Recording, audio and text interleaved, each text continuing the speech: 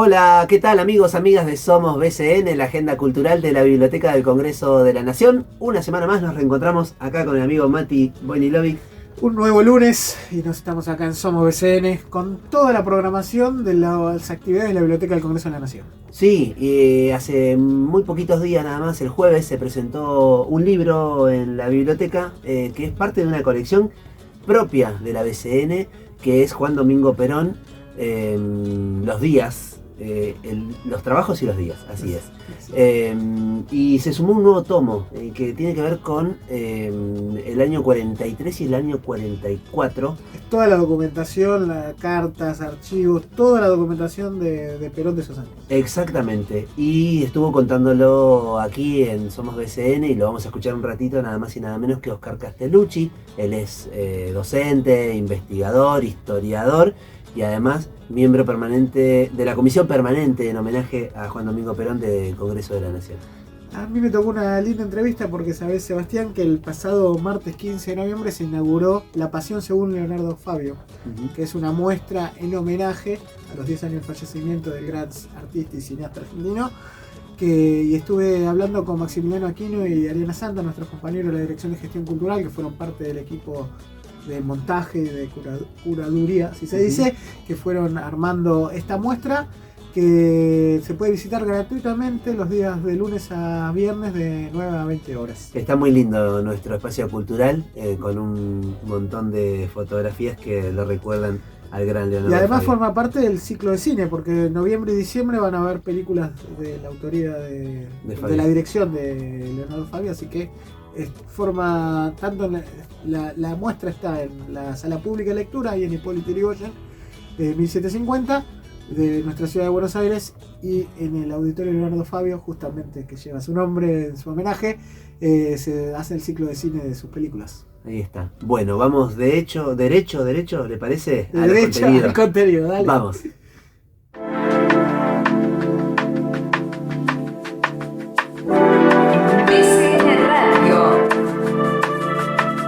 Un encuentro donde todas y todos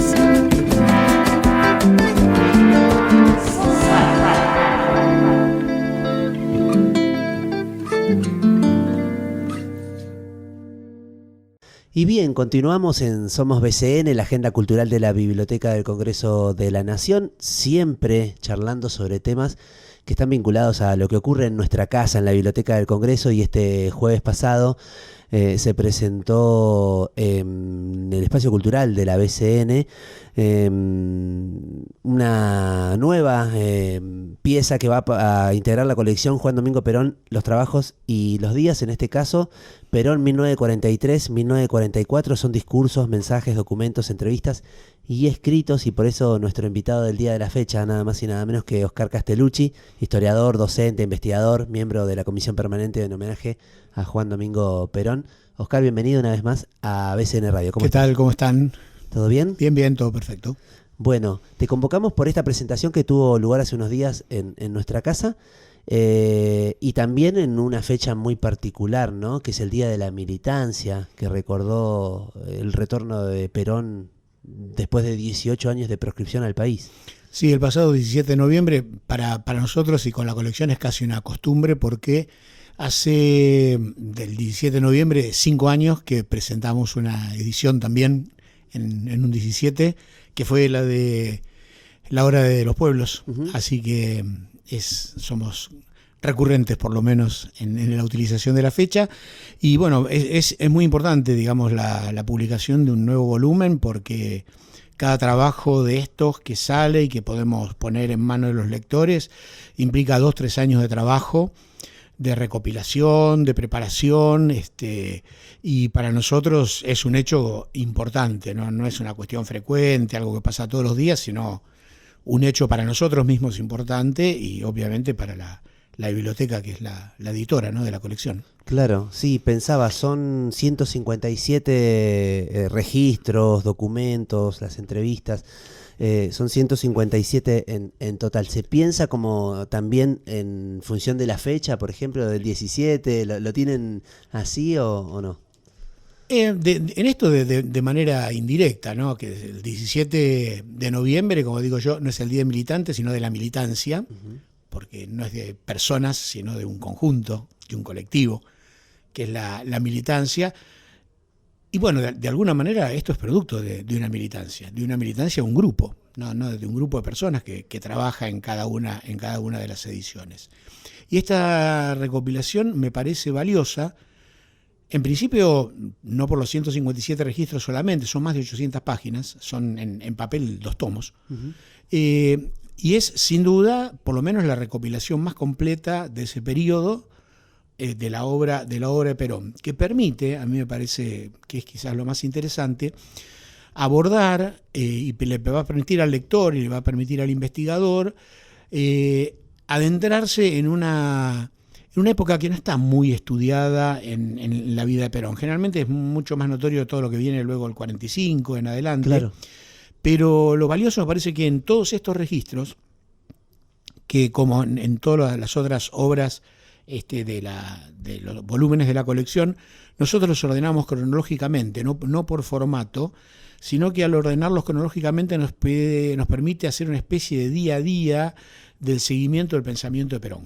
Digo, me parece que esto también es un aporte interesante, y la cantidad de registros, la diversidad de formatos le va a permitir al lector acercarse a un Perón inédito. Estamos muy acostumbrados a leer fragmentos seleccionados de la obra, al rescate de algunos discursos. Lógicamente algunos son más trascendentes que otros, pero aquí la continuidad de los discursos con los escritos, con las entrevistas, creo que permiten recomponer aquello a lo cual nosotros apuntamos, que es a una imagen del Perón real, no de un Perón preconcebido, recortado, armado, sino lo que nosotros entendemos, la mayor proximidad a lo que era y a lo que fue Perón en el cada día del inicio de su carrera política. Uh-huh. Me gustó esta idea sobre la que trabajaron, que aparece como un título o subtítulo, vos me corregirás, esto de la metamorfosis del coronel Perón, porque es justo la parte que él retorna al país después de haber estado mucho tiempo en Europa, o algunos años en su formación, ¿no? Y esa conversión pasando por la interna militar que significó ser parte del GO, y para convertirse finalmente en un líder nacional, ¿no? Bueno, ese es el recorrido del libro. De algún modo es el título del prefacio que hicimos con Isela Mohamed, la subdirectora, y ese título, bueno, sintetiza eso, sintetiza el recorrido, porque se parte de los primeros documentos que fue preparando y de los que fue partícipe Perón en lo que fue el GO. Uh-huh. En ese momento de tránsito, que es el 43, o previo a la revolución del 4 de junio del 43, en que él entra, digamos, a la vida política. Luego, cómo va evolucionando, cómo va siguiendo, él entra, digamos, a esa vida política en el contexto de una interna militar. Cuando él forma parte del GO, que no es un organismo que él haya creado, sino que él se suma al GO, el GO tenía, dentro del ejército había muchas contradicciones, y dentro del GO había contradicciones que él tuvo que ir superando. Y en esa superación de esas contradicciones, él fue cumpliendo con esa metamorfosis. El de ser un militar que participa de esa interna, que se transforma primero en una referencia dentro del propio ejército para sus pares. Hay un momento histórico, que es al principio del año 44, en que él trasciende, se desencapsula, por decir, del mundo militar, y empieza a ser reconocido por el conjunto de la sociedad. Esto tiene mucho que ver, y está planteado no solo en este prefacio, sino en los documentos, con lo que fue aquel terrible terremoto que sufrió San Juan. Claro. Ese hecho del terremoto, ahí queda muy claro a través de su propio discurso, cómo él toma la iniciativa frente a esa situación, y cómo eso le permite empezar a situarse frente a la mirada, ya no de sus pares del ejército, para quienes ya era referencia por entonces, sino para el conjunto de la población. Cómo él progresivamente va construyendo otra imagen. En ese mismo momento se adjunta la circunstancia que él conoce a Evita, en el marco de lo que fue la ayuda a los damnificados del terremoto de la provincia de San Juan. Y él en ese momento comienza la construcción de su imagen política. Uh-huh. Y es muy interesante porque creo que se puede seguir como él, pero él era un conductor. Entonces no es un tipo al cual la vida lo llevaba como el viento que lo iba orientando en la dirección. Él fue construyendo su vida y su futuro.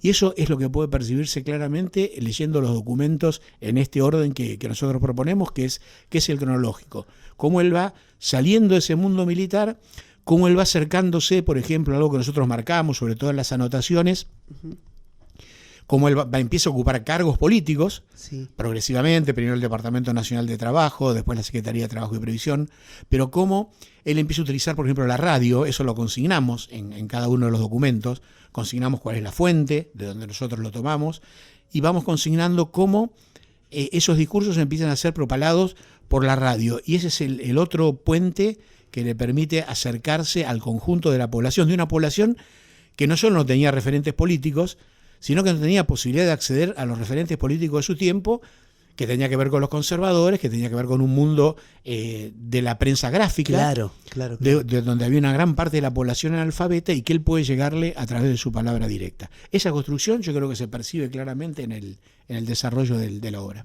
Qué bueno, sí, pensaba justamente mientras lo contabas en eso, en la diferenciación de los medios de comunicación y la importancia de la radio como un medio masivo en esa época, previo a la llegada y a la aparición de la televisión también, ¿no?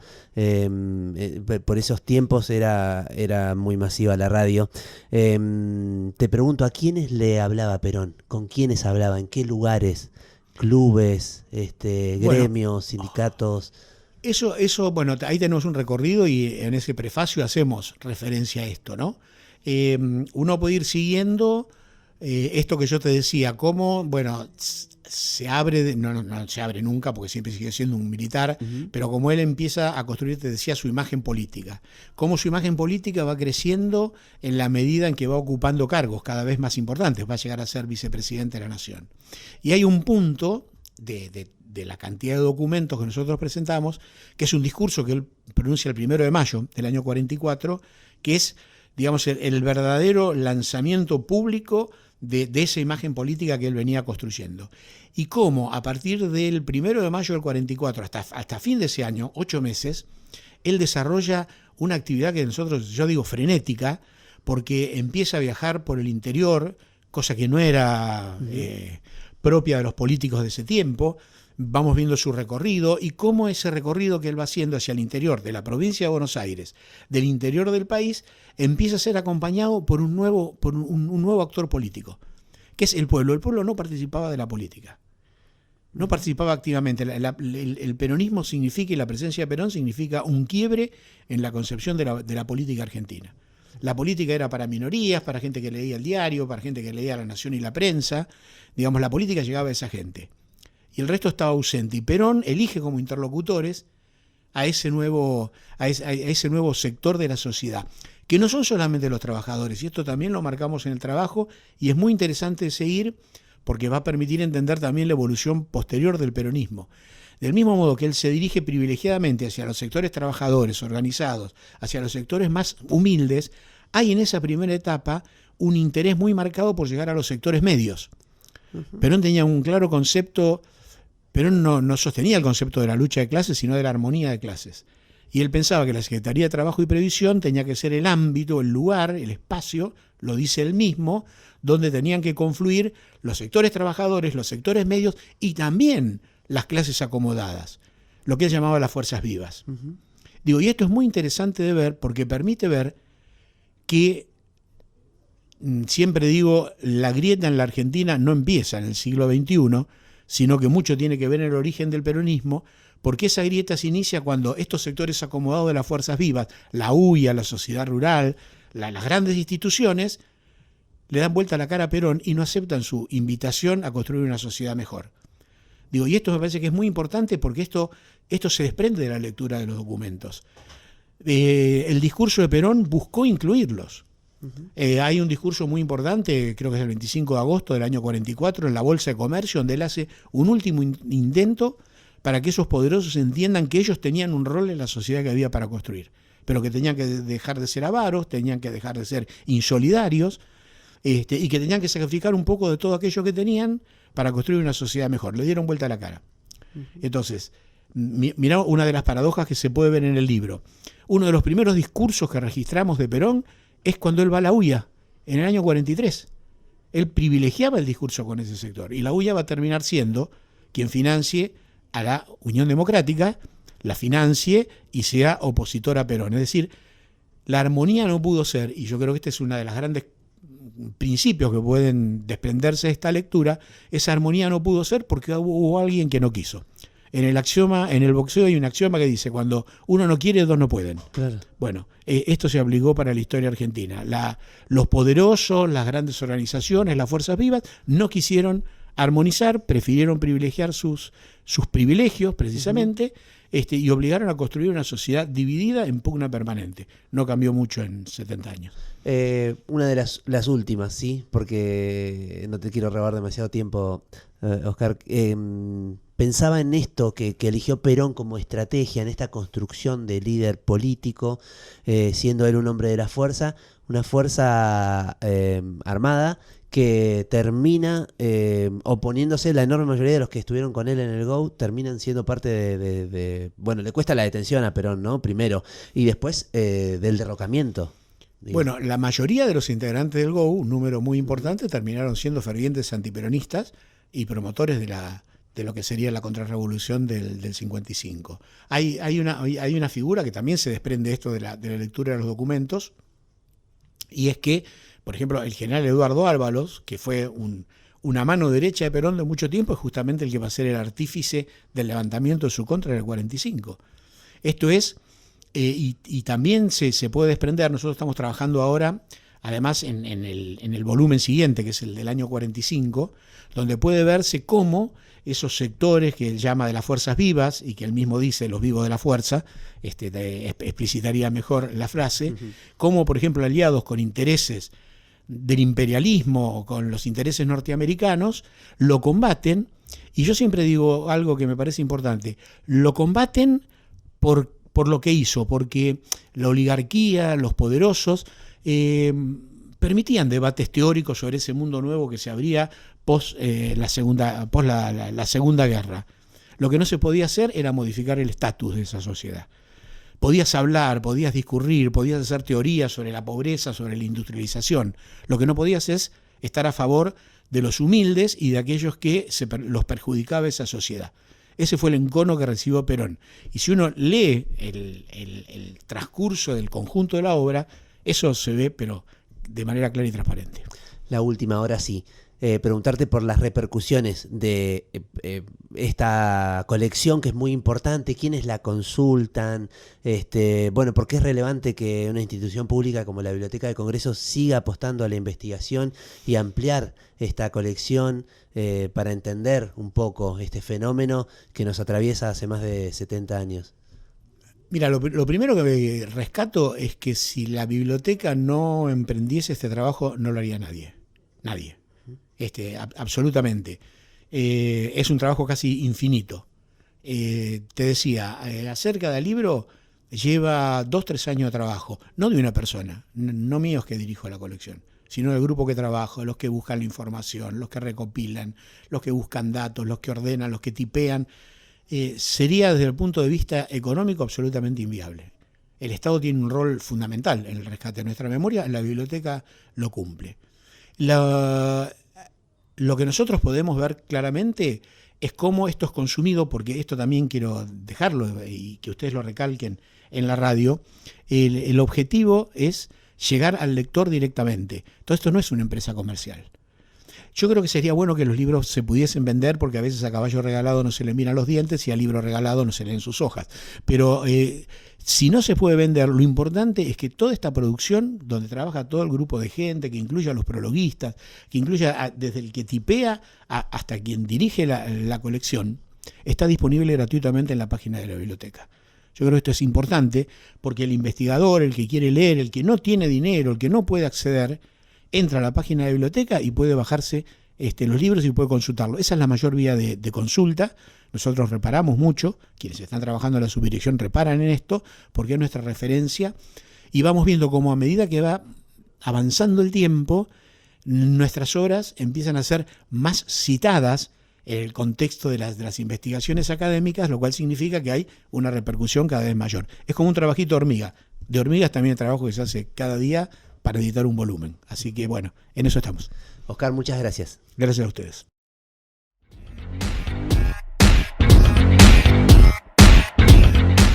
Seguimos el podcast en Spotify.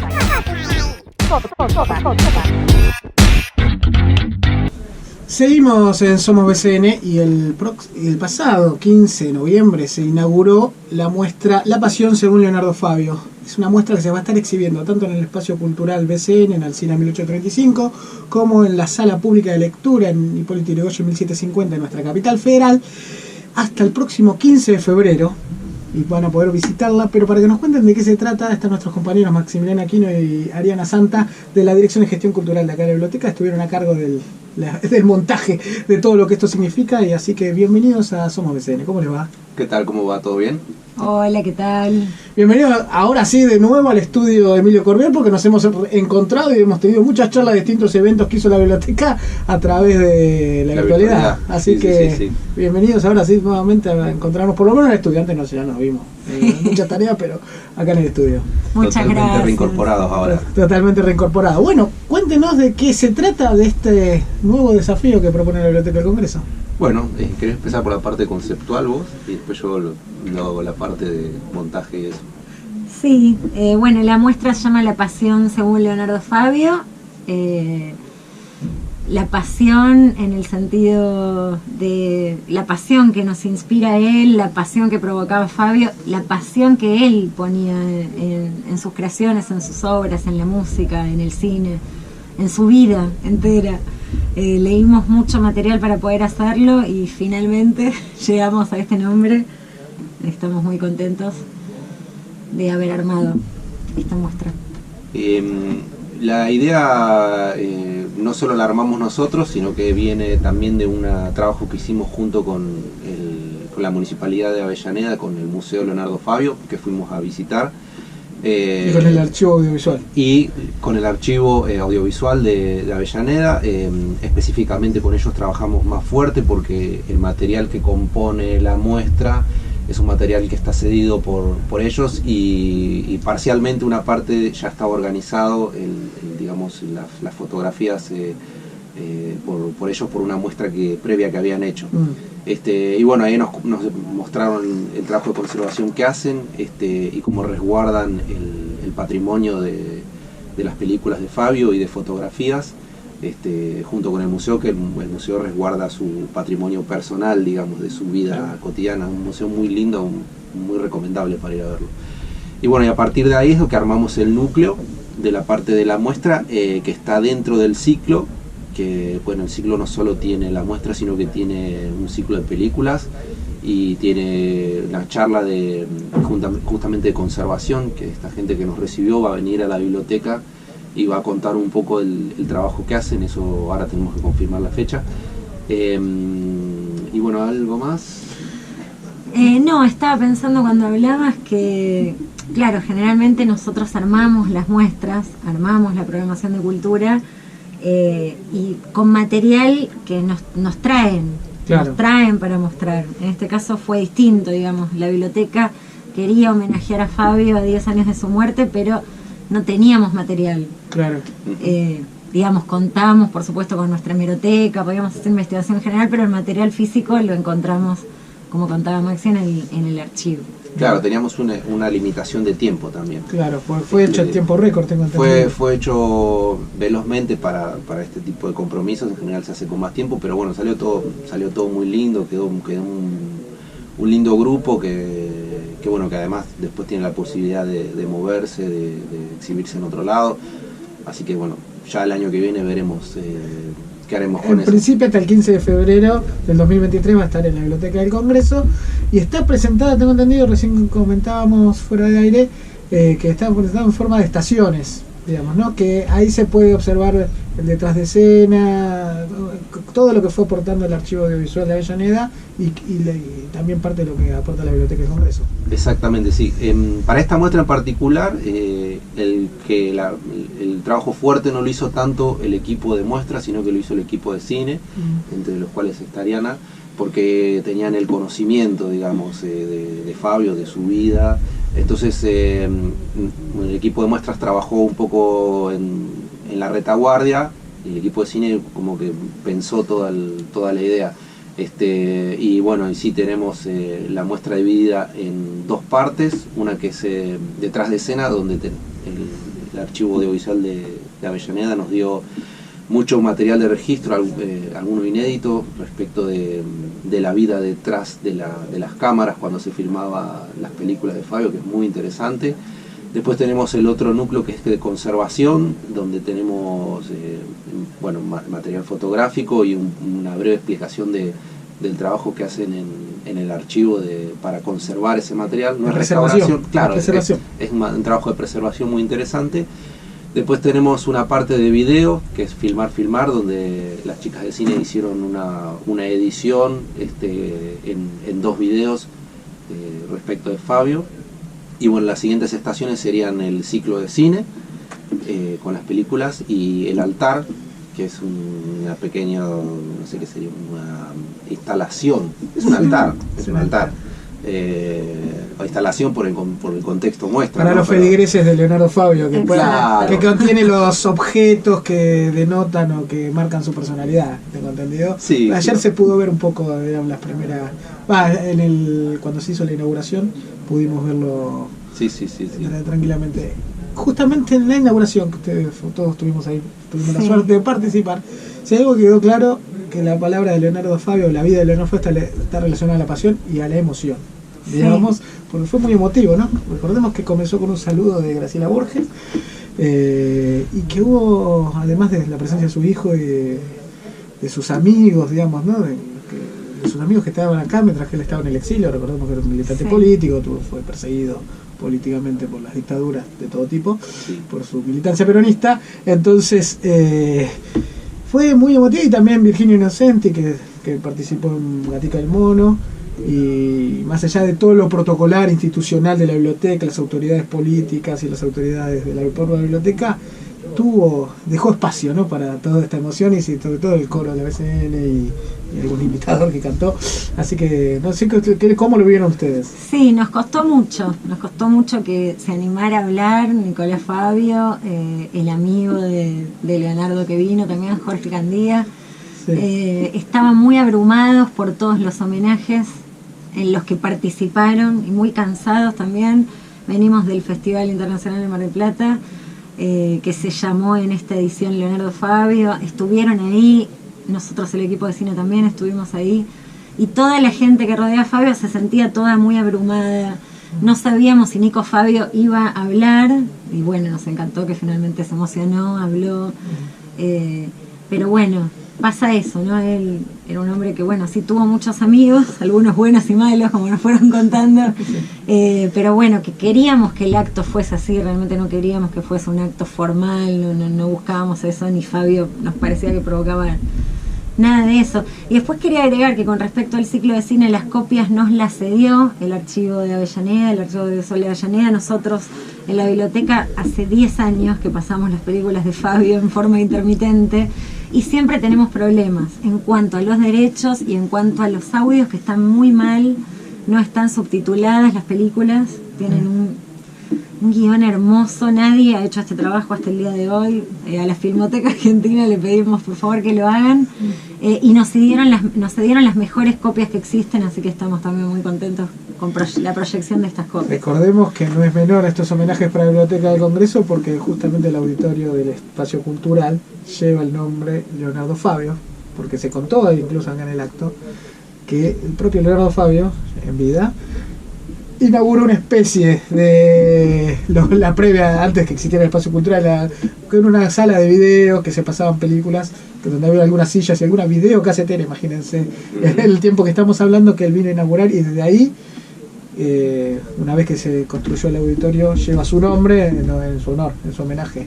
Así que, bueno, y entonces, para participar, recordemos que hasta el 15 de febrero, lunes a viernes de 9 a 20 horas, es con entrada libre y gratuita, no hace falta anotarse, simplemente se acerca a la sala pública de lectura o al espacio cultural BCN. Sí, el ciclo de cine está en el espacio cultural, y la muestra está ya en la sala pública. La sala pública, recordemos, el espacio cultural es en el Cine 1835, ahí está el auditorio para ver las películas. Exacto. Y la sala pública está en Hipólito Yrigoyen 1750, digamos, para quien quiera puede acercarse. Sí, para las pelis creo que hay un régimen de inscripción. Que por espacio de auditorio, me imagino. Sí, y es un requerimiento nuevo de los ciclos de cine que tiene que ser con inscripción previa En la página web de la biblioteca. en la página web de la biblioteca. Bueno, entonces está todo dicho. ¿Alguna de ustedes decían que este fue como un desafío integrar las dos áreas de la muestra y el cine? ¿Cómo fue el volver a hacer para montar todo esto que se hizo? No es un desafío, sino que es una lectura que estamos, o por lo menos yo personalmente, es una lectura que estoy haciendo ahora. No fue una meta, sino que es algo que se dio por sí solo, y yo personalmente pienso que tiene que ver con un trabajo que vuelve a la normalidad completamente. Empezamos a salir del régimen de pandemia de a poquito, y bueno, había una dispersión, y creo que en este compromiso trabajamos con un equipo grande de personas, donde todos trabajaron digamos, estuvieron involucrados de manera con conocimiento, digamos, del proyecto, y después alternando el trabajo y lo que te digo, cada área aportó su conocimiento específico, ¿sí? Y la verdad que anduvo muy bien. Es una lectura personal que yo hago, pero creo que tiene que ver también con el hecho de que ya está todo bien rodando y ya están los equipos funcionando intensamente, después de este largo, digamos, que fue ponerse de vuelta en movimiento, sí, por así decirlo. No sé si vos qué lectura haces de... Sí, venimos trabajando juntos desde la muestra de rock, Malvinas, creo que fue un caminito hasta llegar a Fabio, y queremos continuar así, si nos dejan. Y ustedes, algo me imagino, ustedes conocían a Leonardo Fabio desde antes, pero haciendo en este trabajo, en esta intervención y preparando esta muestra, ¿descubrieron alguna faceta nueva o cómo los interpeló realizarlo? A mí, por ejemplo, enterarme que aprendió a leer, lo cuento donde voy, porque aprendió a leer a los 16 años, me parece increíble. No sabía. Realmente sí. Claro, era del campo. ¿No? Sí, bueno, viste que creció entre institutos de menores, y era muy liero, digamos, no le interesaba. También se expresaba un poco en su obra, digamos, esa como un rebelde. Sí, era un rebelde, bueno, y que se encontró con un gran maestro que fue Torre Nilsson. Me parece una historia increíble cuando la realidad supera la ficción completamente, ¿no? Se encontró con ese gran maestro que lo apadrinó con cariño y con técnica, y bueno, sumó la técnica a toda esta experiencia de vida, toda esta pasión que le ponía a las cosas, y tenemos este corpus de 8 películas que son, por supuesto, no solo admiradas en Argentina, acá también admiradas, digamos, desde nuestra historia, y en el exterior es un cineasta bueno, ¿no? Con nombre y apellido, digamos. Sí, se contaban que venían de homenajes de todas partes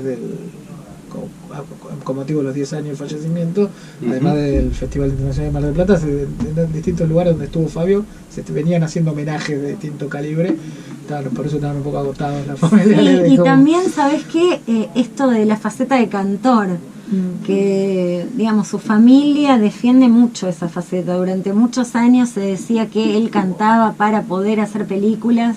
Ese mito lo derribamos y no era así. Él cantaba y hacía películas, unía esto. Cuando se daba, cantaba, cuando podía hacer películas, pero no es que cantaba para tener dinero para hacer películas. Le interesaban las dos cosas a la vez, al menos eso nos contó su familia, la gente que lo conoció, y defendiendo mucho también esta faceta musical que fue muy criticada por el ambiente intelectual acá, sobre todo en Argentina.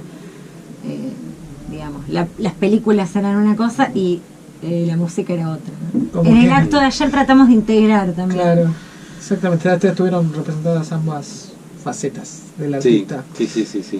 Sí, no sabía que estaba muy criticado, como que el cineasta era como de alto vuelo y cantaba cuestiones más banales, digamos, como cantante, porque era más un cantante justamente de la pasión.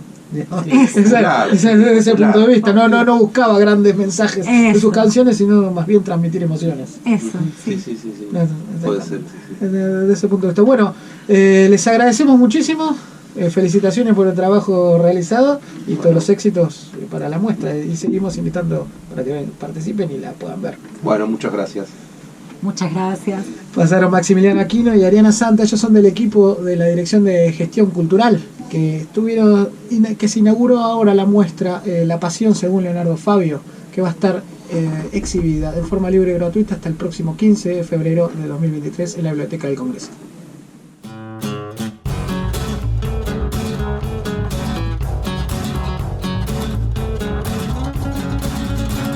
Muy bien, llegamos así al final de otra emisión de Somos BCN, este podcast con que compartimos lo que pasa en nuestra casa. O sea, una especie de noticiero institucional y cultural de lo mejor de lo que sucede aquí. Sí, así es, cada semana seleccionamos un par de temas para poder abordarlos en profundidad a través de entrevistas.